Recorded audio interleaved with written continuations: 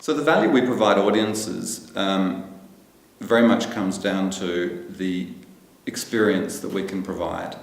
I think we're a few generations down now into a blurring of what's high art and what's low art. And I think we now just exist and compete in the experience economy generally.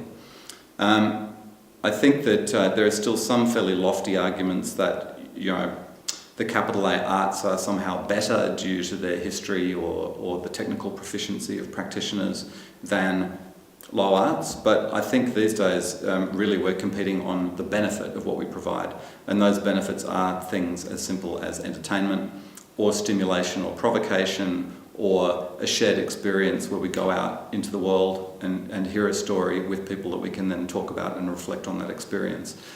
A lot of these benefits can also be provided by the internet these days, or a lot of major arts organisations have discovered through market research over the years that their competitors aren't other arts companies in their market, but it might be things like an overseas holiday.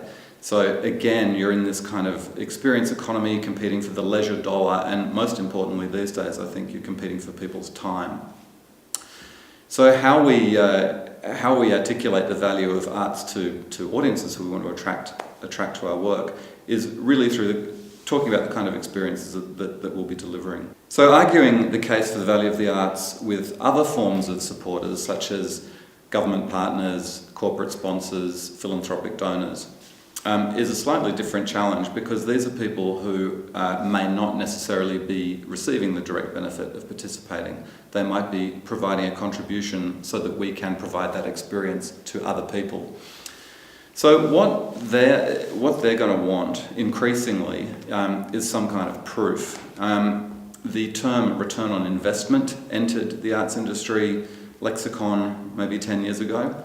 And when you're dealing in experiences, when you're dealing in things like joy or discovery or self-expression, it's very difficult to actually put a number or some kind of quantifiable proof to those sorts of concepts in order to release support from other organisations. Nevertheless, this is the challenge. And so there are different kinds of methodologies you can use. So, you can employ case studies, for example. There's an enormous amount of desk research that you can approach. So for a lot of the instrumental benefits of the arts, for example, in community building or economic development, there's the work of Richard Florida.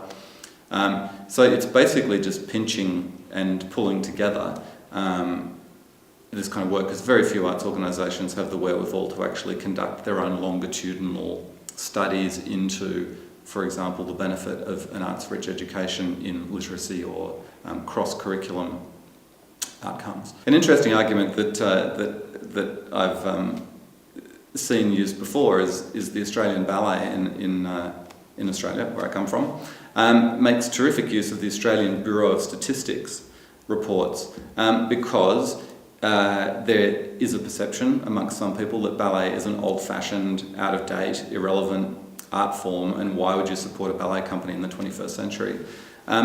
But they tapped into the Australian Bureau of Statistics to point out that amongst young women or girls aged 3 to 14, ballet and dance is the second most popular form of pastime outside of school hours in the country. And I think that comes after I think it goes something like playing a musical instrument, dance, and then swimming. And it's quite an it just gives you a completely different handle on where ballet actually sits at a grassroots community level. And so I think there's all kinds of, if you take that kind of approach to sift through the various kinds of statistics and research performed by other organisations, you can often repurpose those sorts of things to construct your own arguments about value.